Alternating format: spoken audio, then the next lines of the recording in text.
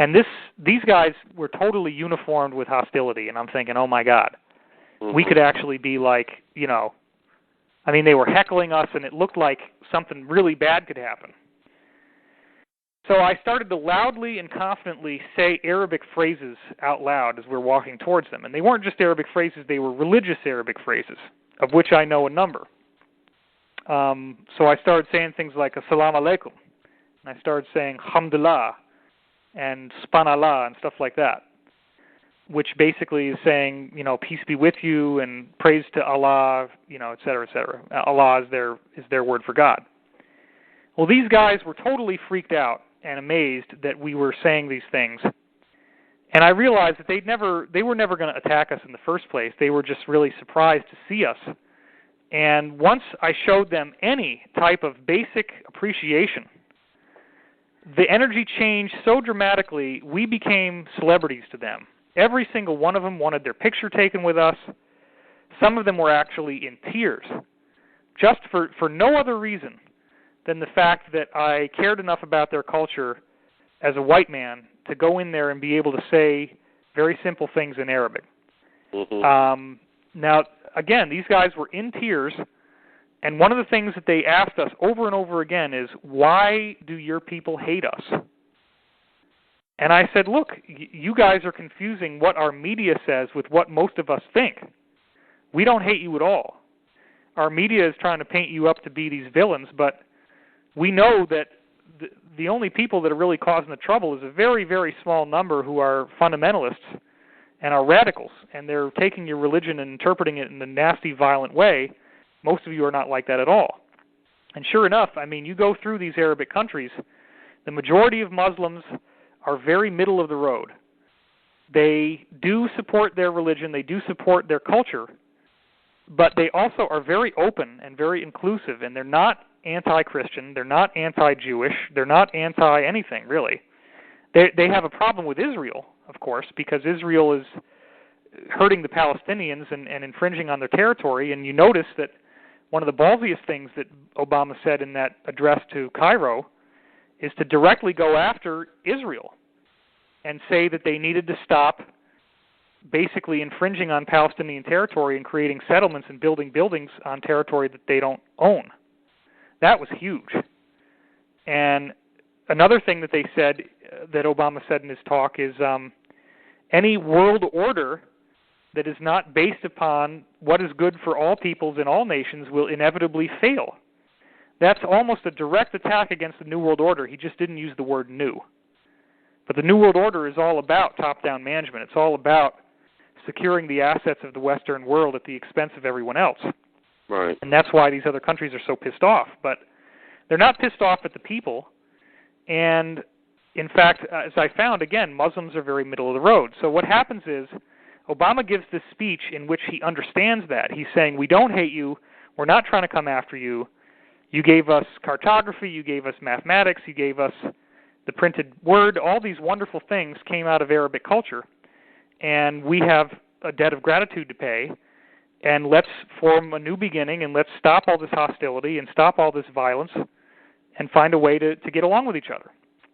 Now, I wrote an article at the time that said that this is like the Maharishi effect times millions, because you now have arguably 1.5 billion people who've heard this message and had a huge energy shift, because they have been condemned by a genocidal form of racism in which the simple fact that they were born Muslim is now said that they are the enemy. And we really don't mind if they die. We're all up in arms about 3,000 people dying in 9/11, and there's 300,000 people that we killed in the Iraq War, but we're not 100 times more upset about that than we are about 9/11. Right.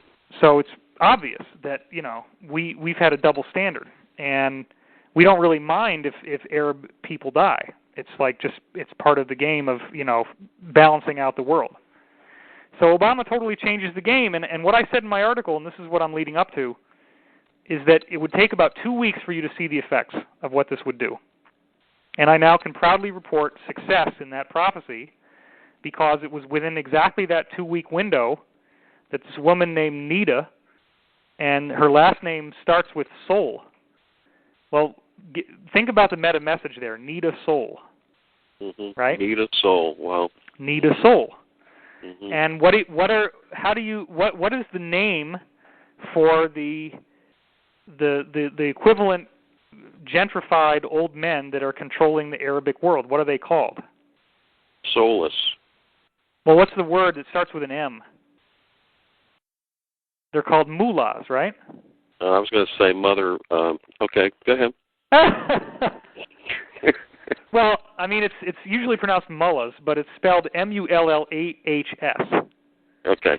Mullah, money, right? Money. Mm-hmm. So this woman whose name is Nita Soul is going after the mullahs, the guys that are controlling all the money and the patriarchy that's holding the country down.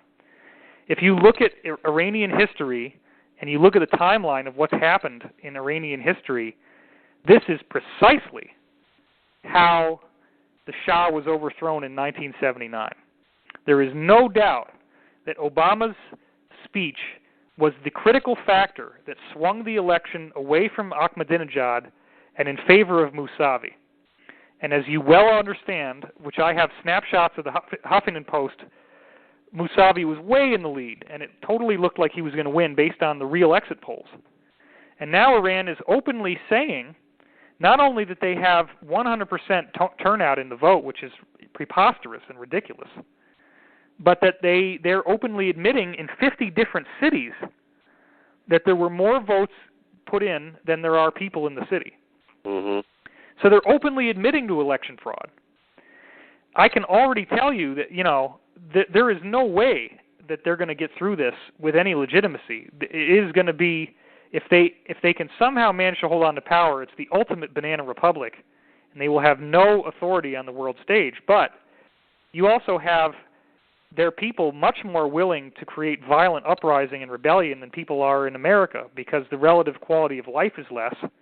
And don't forget that 60% of people in Iran are all like young people. And they're the ones that are much more apt to pour out into the streets when something happens that pisses them off. Mm-hmm. So now you have this woman who, by any stretch, depending on whatever culture you're in, is just about a supermodel in terms of how hot she is, in terms of how attractive she is physically. And that makes a big difference. And for those of you who haven't seen it, there's a 37-second video that's all over the place on YouTube. I don't recommend you watch it because it's quite disturbing. If you've already seen it, then you've seen it. But what happens is this woman has just been shot through the chest, and somebody with the cell phone camera runs over to her, and she has this very attractive face, and she looks directly into the camera. And this is what's so important. Her face is not in fear. She's not terrified. She has a very intense look on her face, a look of serenity. Her eyes are kind of wide. I mean, she definitely knows something is wrong. But there's this sort of look on her face that says, resist, resist, resist. Don't give in to this. Don't let them take away your rights. Don't let them take away your freedom.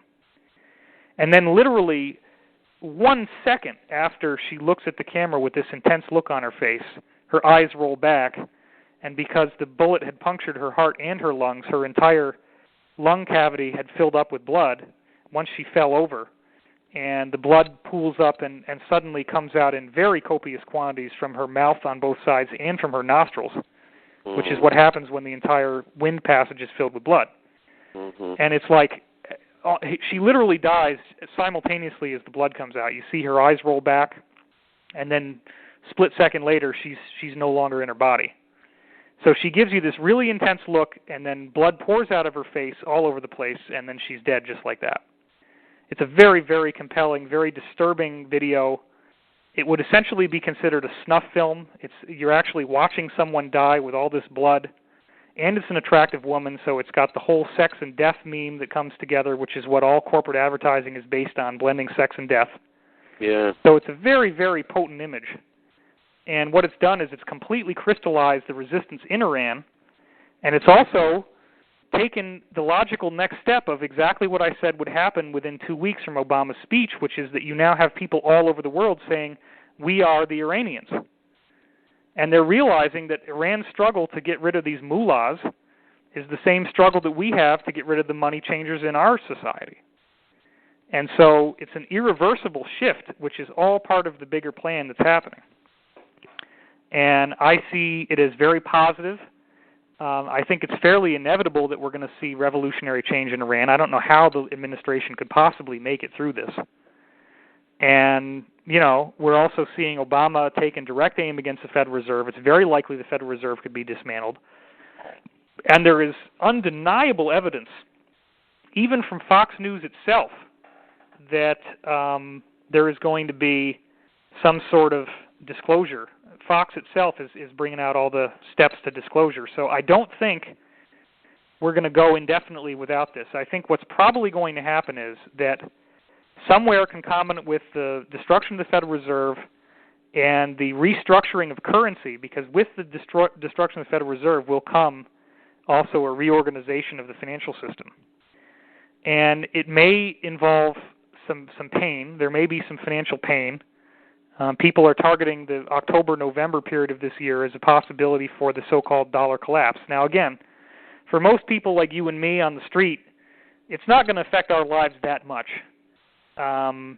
It may drive the price of gold up again, but in terms of your jobs and stability and being able to continue your quality of life, remember, we want the Federal Reserve gone, and it's going to take some pain to get through that, so that may happen. But it appears from some of the chatter that we're getting from the intel sources that there may well be an official government announcement of 5 different extraterrestrial species that are human in nature that we've been interacting with for over 100 years on an unofficial, secret basis.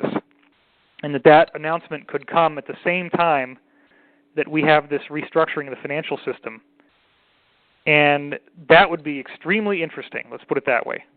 Wow, it certainly would take your mind off the money for at least a moment. Yeah, I mean, think about it. That's exactly the point, isn't it? Yeah.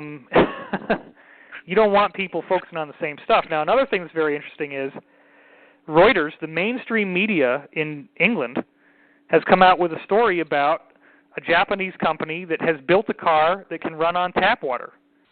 You can go into your backyard, get the hose, spray the hose into the tank, fill up, and go for a drive. And it doesn't require any gasoline, doesn't require any sort of special treatment for the water like a lot of the ones, the alleged water systems that work in our country typically involve water treatment. And they're also augmentations, so it's not even clear, some people say, whether they're actually working or whether it's just running on gas anyway. But this is a 100% water-based system, which according to Benjamin Fulford has existed in Japan, the technology, for over 30 years. But it was this Rockefeller side of the Illuminati, the New World Order, that ran the Republican Party that stifled all these technologies from coming out. Oh, sure. So, with the collapse of the financial system and the restructuring to a new order, you're going to have a whole lot of really juicy stuff come out at the same time. You're going to have new technology, which will stimulate industry. And don't forget now, the military-industrial complex is very much tied in with aerospace technology. What do you think is going to be the natural response of most people once they find out that there's ruins on other worlds from other human civilizations? That's just going to blow everybody out of the water. Everybody is going to say, throw as much money as you want into the space program. I want to go see that stuff. So it could be a massive stimulus to the military-industrial complex, which would be good for them, because we want them to do something. We don't want them to sit there and figure out how to kill people. We'd like them to actually do something productive with all the tools and the machinery and the factories that they have. So it's very, very likely that we're heading into a new situation here. And again, it really doesn't matter to me that much whether people think Obama's a good guy or a bad guy, because the overarching perspective that you have to look at here is, if Obama turns out not to be a good guy, the way the planet's frequencies are changing will make it impossible for him to do anything other than what's in the best interest of everyone anyway. It wouldn't matter whether McCain was president or whether Hillary had become president or whether Obama was president. No matter who you are, no matter what you try to do, the shifts that we're going through as a planet are shifts in the direction of the opening of the heart, the revelation of long-hidden truths, and the enlightenment of humanity. I cannot believe for a second that the higher forces that are ministering to this planet, which my testimony abundantly proves exist. If you go through my website, divinecosmos.com,